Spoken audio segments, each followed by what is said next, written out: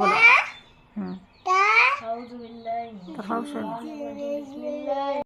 মাশাআল্লাহ, আমার দু ছেলে কোরআন পড়তে বসে গেছে। তাদের দুই ভাইকে আল্লাহ পাক যেন ইসলামের পথে কবুল করেন। আয়ান, তুমি কি খাচ্ছ? হ্যাঁ, নুডলস। আয়ান, কি খাচ্ছ? নুডলস। ওরে বাবারে, তুমি রোজা রাখছো না? কেন রোজা রাখছো না? গেল্লা, আয়ান রোজা রাখে না।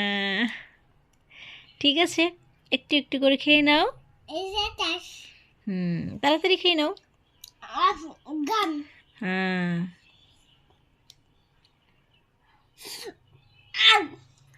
খেতে পারো না? এবারে রমজান মাসের আগে আমার কোনো কাজই গুছিয়ে রাখা হয়নি। রোজার মধ্যেই একটি একটি করে কাজ গুছিয়ে নিচ্ছি, কি আর করব।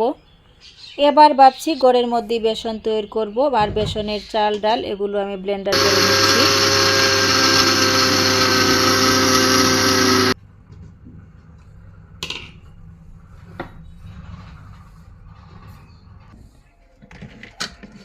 ব্লেন্ড করা হয়ে গেছে, এখন বেসনগুলো চেলে নিব। এই তো অনেকগুলো বেসন হয়ে গেছে, আমাদের কিছুদিন চলে যাবে এই বেসন দিয়ে। এই বেসন যে কয়দিন যায়, পরে আবার এভাবেই বেসন বানিয়ে নিব। এখন বেসনগুলো কৌটার মধ্যে রেখে দিচ্ছি। আমি প্রতিবার রোজার মধ্যে বেসন কিনেই খাই, এবার ভাবলাম বেসন বানিয়ে নিই। ভালোই তো বেসন হয়ে গেছে, আগে কিন্তু এভাবে বেসন বানাতাম না। রোজার মধ্যে বেসন কিনে আনতাম, জিলাপি কিনে আনতাম, বুন্দিয়া কিনে আনতাম, আর এখন এগুলো আমি বাসায় তৈরি করতে পারি মাশাআল্লাহ। সংসার জীবনের শুরুতে এগুলো কিনে কিনে খেতাম, এখন দেখি যে না, এগুলো বানানো যায়, আর এখন একটু একটু করে আমি বানিয়েও নিই। যেগুলো পারি ঠিক সেগুলোই বানাই, আর অন্যগুলো তো কিনেই খেতে হয়। বিকালবেলা ছাদের মধ্যে এসে দেখি পুরো ছাদ নিয়ে জামা কাপড় ছড়িয়ে আছে, এগুলো নিতে হবে। আবার ইফতারের টাইম হয়ে গেছে। কাঁচামরিচ নিতে আসছি, খিচুড়ি রান্না করছি, কাঁচামরিচ দু একটা দিব খিচুড়ির মধ্যে। এখন থেকে ভাবছি রোজার মধ্যে ভাজা পুরো একটু কমই খাবো। গাছ থেকেই তো কয়েকটা মরিচ ছিঁড়ে নিলাম খিচুড়ির মধ্যে দেওয়ার জন্য।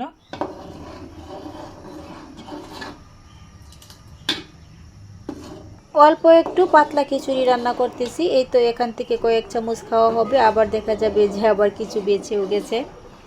তো যাই হোক, আমরা যেহেতু লোক সংখ্যা কম, মাত্র দুজন ইফতার করি, তো আমাদের দু একটা কিছু হলেই হয়ে যায়। আর আমার ছেলের জন্য তো ডালের বড়া বানাতেই হবে।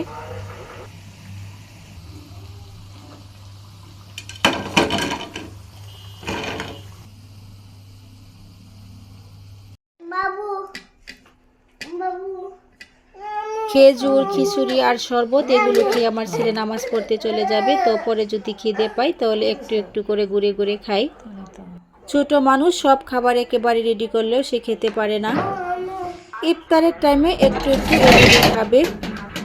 এই ভিডিওটা হচ্ছে পরের দিন সকালের। আমার যেহেতু কয়েকটা হাঁস আছে, সকলেই জানেন, যখন আমাদের হাঁসের ডিম পাড়ে তখন তো আমাদের রাত্রিবেলা ঘুমই হতো না। আগে সকালবেলা হতেই প্রথমে হাঁস ছাড়তে যেতাম আর দেখতাম কটি ডিম পাড়ছে। মাশাআল্লাহ, এখানে 2 দিনের ডিম একসাথে নিয়েছি। ডিমগুলো খাঁড় থেকে এনে পরিষ্কার করে নিতে হবে। হাঁসের ডিমের মধ্যে ময়লা থাকবে, এটাই স্বাভাবিক। ডিমগুলো গড়ে এনে তারপর পরিষ্কার করে নেব।